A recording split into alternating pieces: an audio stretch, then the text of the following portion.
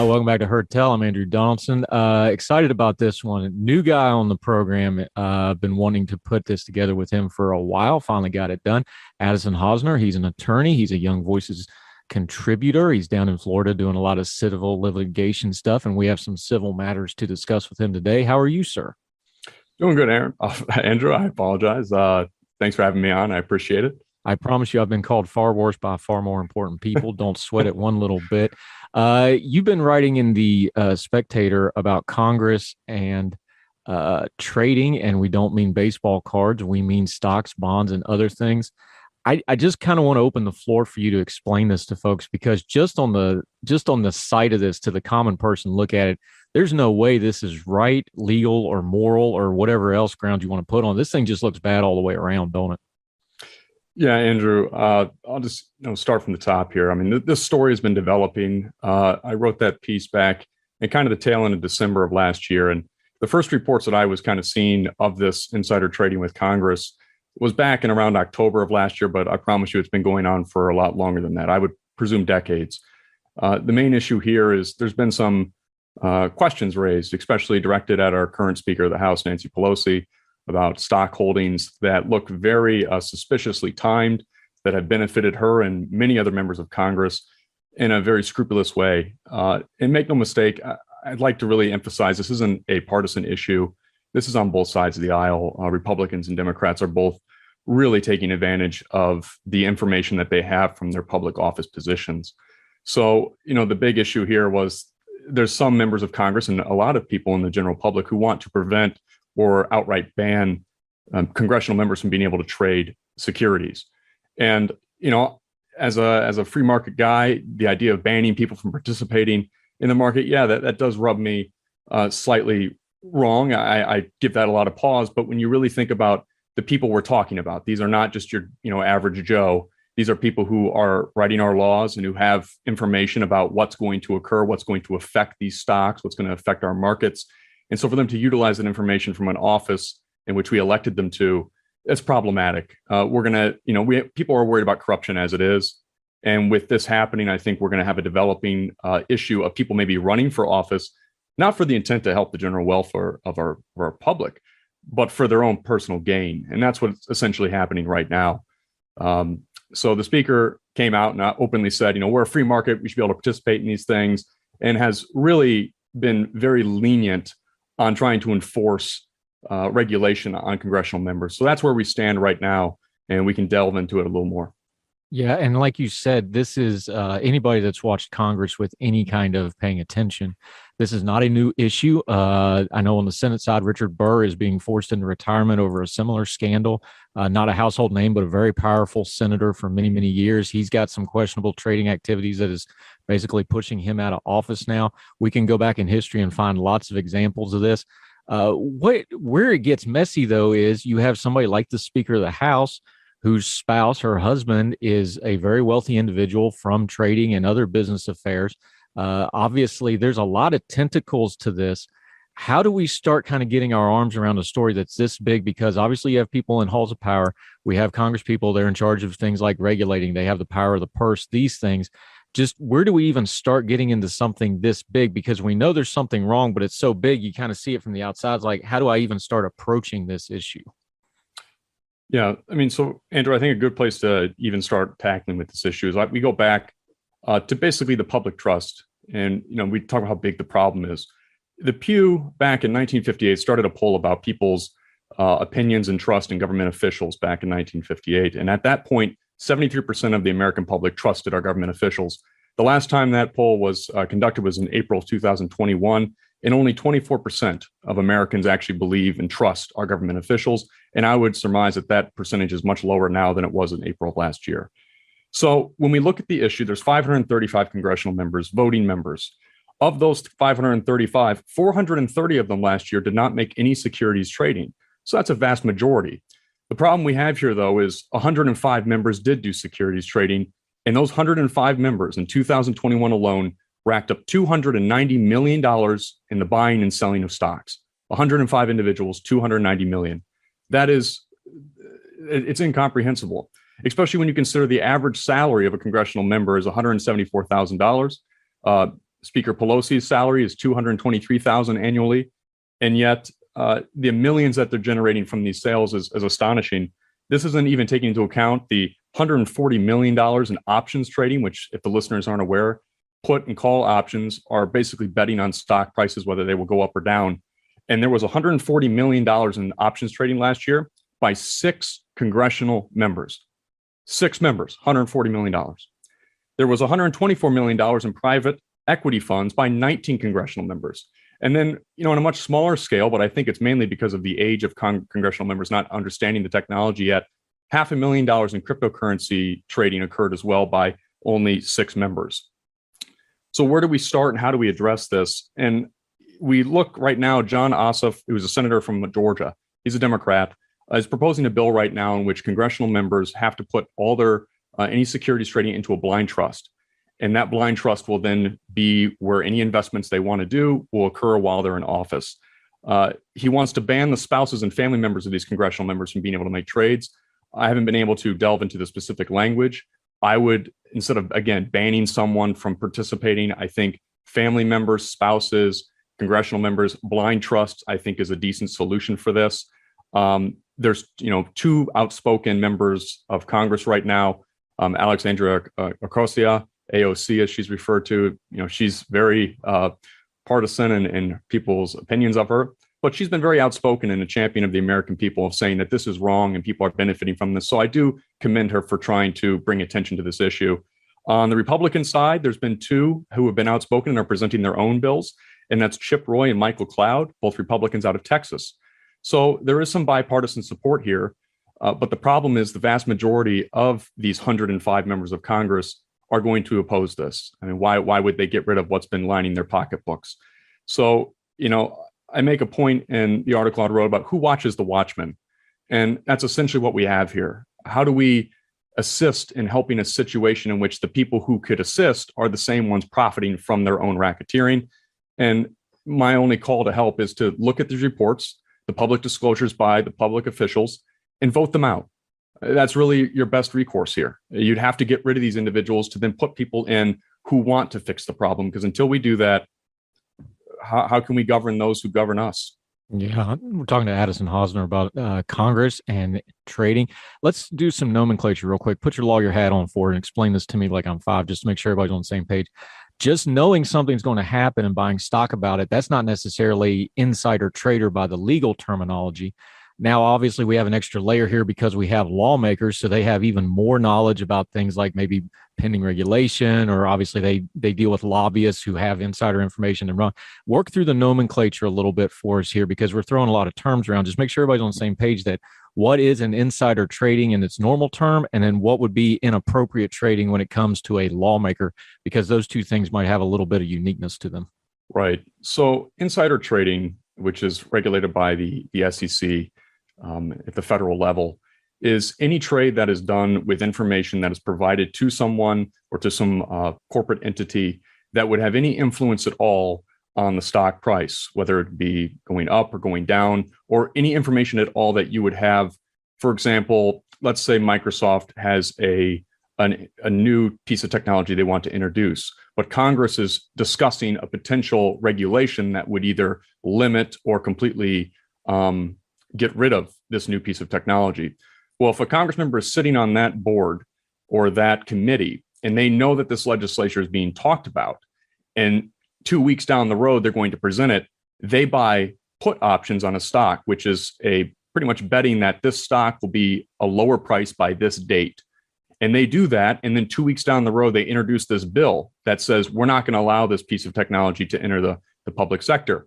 And so then their put option pays out massively. They make, in this situation, millions of dollars. That would be an example of insider trading. They have used information that the public is not privy to. It is nothing that you or I would understand or have any knowledge of, but they're using it to their own personal gain. And I think the highest profile case of this with the public citizen is Martha Stewart.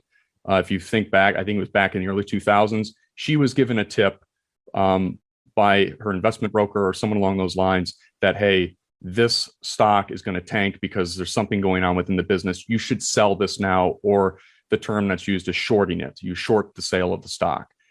She did that and then was audited and found to have used insider information to benefit herself financially. She was sentenced to 5 months in federal penitentiary, as well as sanctions. That is insider information. Now, a trade that a congressional member or someone could use that is not insider information is simply, a good example right now is Reddit. If anyone is kept stocks on the GameStop issue and Wall Street bets and all of that, going into a public forum and discussing something with your friends, saying, hey, I got a good feeling about GameStop. I think that's going to go up. Or I have a good feeling about Apple. The new iPhone looks really good. And you go, you know what? Yeah, I do like the new iPhone. Or I do think GameStop's going to be a good stock in the future. And so you go out and buy it, and then it goes up and you sell and make money.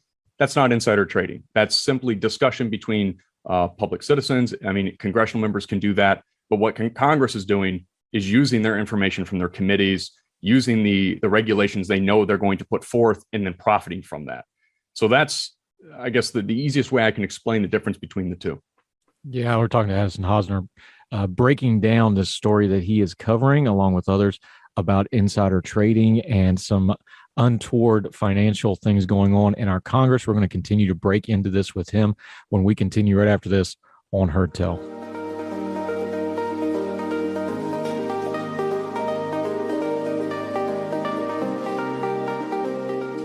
Welcome back to Heard Tell. We're talking to Addison Hosner. We're going through his piece he wrote in The Spectator and updating it some because it's been a little while and we've had some developments since then about what's going on in Congress. Something you said earlier jumped out at me, and I just wanted to come back to it for a second. If you have 105 members of Congress with this massive dollar sign, we're talking about trying to reform a problem. That's a fifth of Congress. So when we're talking about, Congress, there's what should happen, but then when you go to vote, there's math. When you've already got a fifth of the Congress that's already embroiled in this thing, it kind of makes somebody like me that's just an outsider looking at it, that makes me skeptical that they're actually going to do anything to self-regulate here. Yeah, it's I don't like to sound pessimistic, but it's definitely grim. Again, there's reports, thankfully, that are coming out now, and I do think the growing development of this story, it's really exploding. Anywhere you turn, I feel like I see Nancy Pelosi articles and congressional articles about insider trading. But the most recent report I saw today, just must have recently came out in the last 24 hours, shows that 35 members of that 105 actually beat the S&P 500. Now, the S&P 500 is an ETF fund, which is basically you put your money in and they do the stock trading for you. It's kind of put your money in and let it sit. 35 of those 105 actually beat that figure. And that figure usually goes up. It's always in the positive. It rarely is not outperforming the market on general. Well, 35 members of Congress outperform that. At the very top, again, it's a nonpartisan issue, but the names are released and you can see exactly who is making these scrupulous trades and doing so without any, reckless abandon, basically. And I think those names, I'd like to just announce them so people at least are aware these are where these members reside. That's Austin Scott in Georgia, leads the way. These are the top 5 are Republicans. Brian Mast in Florida, French Hill in Arkansas, John Curtis in Utah, and Dan Crenshaw in Texas, who is very closely followed. It's neck and neck with Nancy Pelosi, the speaker herself. So those are the top 6 of the 35.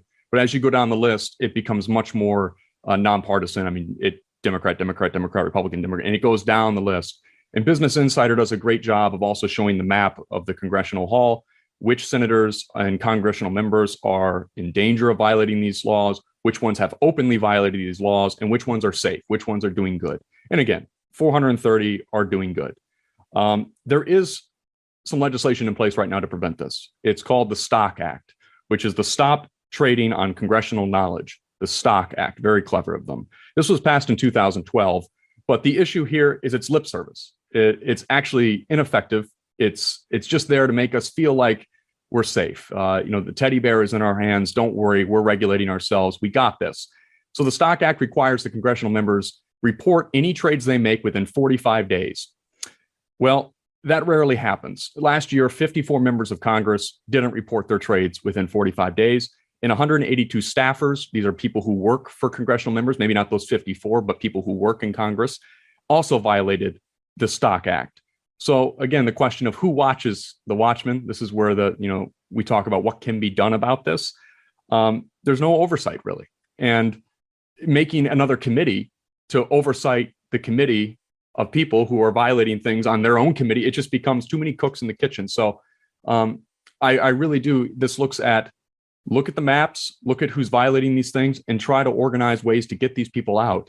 Nancy Pelosi's been in office for 35 years, and she's made millions of dollars on a, let's say, $174,000 salary. Her estimated net worth is between $40 and $252 million. So you do the math, 174 pre-tax, and you're pulling in, even at 40 million, that's questionable. So the best thing really is to support the members who are putting forth these bills, like John Ossoff and Chip Roy, Michael Cloud, AOC, any of these people who are actually advocating to prevent this. I would pull your support behind them, regardless of your political affiliation and what you think of them outside of that. I think this is a unified front. I think all Americans agree this is wrong. We need to correct this. And a public servant is just that. They serve us. We don't serve them. So let's stop rewarding them for that. Yeah, Addison Hosner joining us talking Congress. Let's be practical here for a minute. This is an election year. It's going to be a highly contentious election year. 2022 is, of course, a midterm election. We're expecting there to be a lot of turnover in Congress. Is there a chance that just sheer politics is going to play a role here? Maybe this will get more attention because it's an election year than it otherwise might have. Is there a potential for it to be like the house banking scandal or like the post office scandal or some of the other, untoward financial scandals we've had in the past?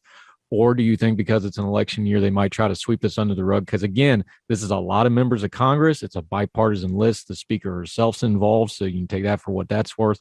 Which way do you think this will break with extra attention being on Congress, and a Congress, frankly, that's under a whole lot of political pressure right now on a lot of fronts? Yeah. So, Andrew, I like to think that the American public is informed, or at least they attempt to inform themselves. But I think everyone is aware the last few years have really demonstrated to us that's not exactly the case. The main problem I'm seeing with, I think, the information being sent out is depending on what news network you're watching, what websites you peruse, you're getting a certain side to this story. Now, if people are angry at Nancy Pelosi and the Democrats for insider trading, and they're mad at them because they're Democrats and they want to vote those people out, well, as long as they're voting out the people violating it, I'm okay with that, and vice versa. However, it is a nonpartisan issue. And I think we're looking at a potential situation where things get swept under the rug because at the end of the day, the vast majority of Americans, I think, frankly, don't care. People are upset about it. Everyone likes to be mad, but no one really likes to do anything about it. If that was the case, I think we'd have a lot more efficient congressional members to begin with. Instead, people are voting with emotion, or they simply look at the R or the D next to the name and they vote whoever's opposite of what their political affiliation. They won't vote for that person, regardless of if they're supporting insider trading stocks or not. So with this election cycle, Pelosi, I think, has made, after her term is up, she's saying she's going to retire. I doubt it. But, when it comes to any of these people, if people are that upset about it, make enough noise about it, then you should be primarying these incumbents who think they're just going to get the election seat again and be able to run once more. But again, that takes initiative. It takes information. It takes a level of care. And if people aren't being personally affected by things, I have found this with many issues, from drug laws to private prisons to this insider trading. If they don't feel it in their personal life and it's hurting, the right people, I guess, even though it's hurting all of us, then they're going to be less inclined to take action about it. So the number one way I think this can influence elections is to make sure it remains on the forefront of people's opinions, and it doesn't get presented as a means to make things more partisan and divide us. This should be a unifying issue, regardless of who's running for office. You should not stand for this. And if you do, I think that speaks very clearly to your intentions, what you stand for, and what you think the public office really means. And again, that list of 35 people who are beating the S&P 500, those would be the first 35 that I primary and get out of office. It'd be that simple. There's one of them in Florida. Unfortunately, he's not in my district, so I can't get rid of Brian Mast. But if I could, I would. So I implore my fellow Floridians, make it happen. Yeah, Addison Hosner joining us. Uh, One other thing on this, and just to put a bow on all this, I'm one of those people that I'm a big believer in freedom and liberty, but I think accountability Mhm. has to go hand in hand to make that applicable to everybody, which is what we want. We want the most freedom for the most amount of people. You quoted the statistic from the 50s until today, the drop in approval rating that, our Congress has the approval rating of a cholera outbreak right now. How important is it, just as a not just as a student of history, as an attorney, but also as a citizen, when we just don't have some basic level accountability on stuff like this? How devastating is that to the whole of how we're trying to govern? Because when we don't have accountability on big things like this, that means there was a lot of little things that got us to this point. They didn't just start with $290 million across 105 members. It was a lot of little stuff that built up to that, right? So Mhm. just talk about that briefly to kind of put a bow on this of we got to be accountable in these little things if we're going to have a free people self-governing in the United States of America, don't we? Yeah, and I'm trying to think of some good examples of all the little things. There's been so many that they kind of all blend together. The number one issue, from my perspective and in my opinion, on the lack of trust here, is when people lack trust in government officials. And for the longest time, people have always thought, well, if I just vote out this person because they're not doing what I like, I'll vote in my person. They'll change things. I mean, just look at this last election with Trump to Biden. Everyone thought we'd get rid of Trump. We bring Biden in. It will fix all the issues that Trump presented. Well, if there's anything I've learned in my life is that the president is more of a figurehead. It's more of the same. It's the elected officials beneath the executive branch that actually make things happen. That's Congress. But when Congress is not helping the American public and the lack of trust is beginning to fester and really get bad, then I think you run into apathy. You run into a situation where voters, frankly, don't care. The issues no longer matter.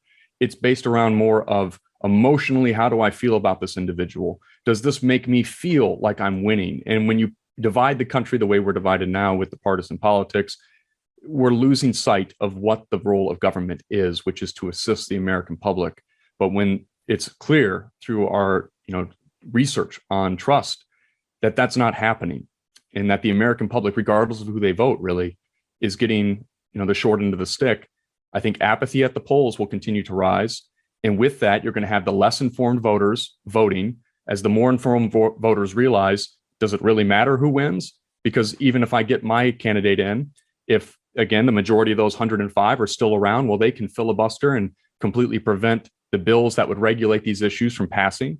And that's what I think the risk we're running. But we're at 105 right now out of 535 of voting congressional members.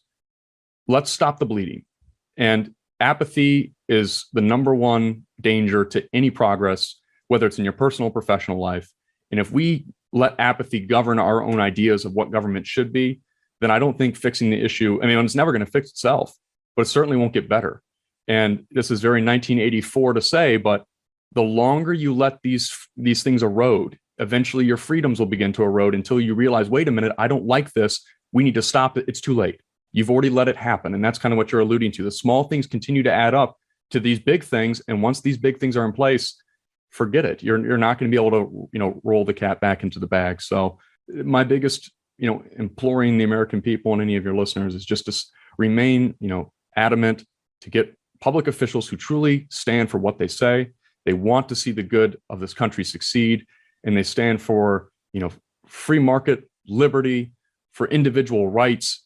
And regardless of their political affiliation, that should not matter. Vote on the issues and vote for what is going to assist us in enforcing our rule of law and keeping everyone honest and accountable. That's what a society is. To quote George Costanza, we live in a society. Let's make it happen. Yeah. And if they're corrupt, it doesn't really matter what the rest of their politics are. You're not going to get anything good out of them anyway.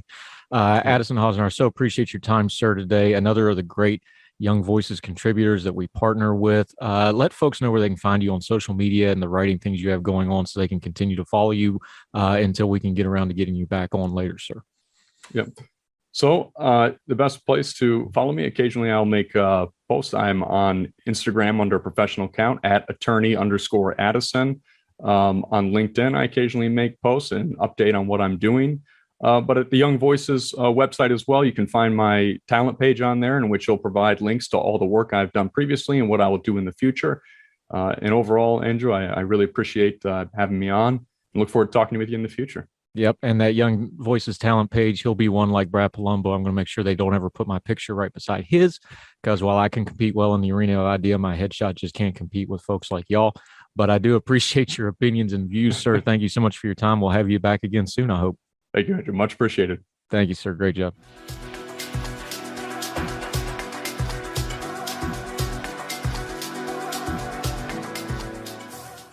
Here in America, work is in trouble. We've offshored our manufacturing, sent away good jobs, and lost so much ability to make things. American Giant is a company that's pushing back against this tide. They make high-quality clothing, sweatshirts, jeans, dresses, jackets, and so much more, right here in the USA. Visit American-Giant.com and get 20% off your first order when you use code STAPLE20 at checkout. That's 20% off your first order at American-Giant.com, promo code STAPLE20. Summer concerts, pool parties, chill nights under the stars. We're stocking up our closet so you're ready to look your best for all of it. At Plato's Closet in West Ashley and North Charleston, we're buying all things summer. So bring in your tees, tote bags, sandals, sunglasses, and more. We pay cash on the spot for gently loved name brand looks. Plato's Closet is the go-to destination for trend-forward teens and young adults who support local and shop sustainable. Visit Plato's Closet today. Plato's Closet, located in West Ashley on Sam Rittenberg Boulevard and North Charleston on Rivers Avenue.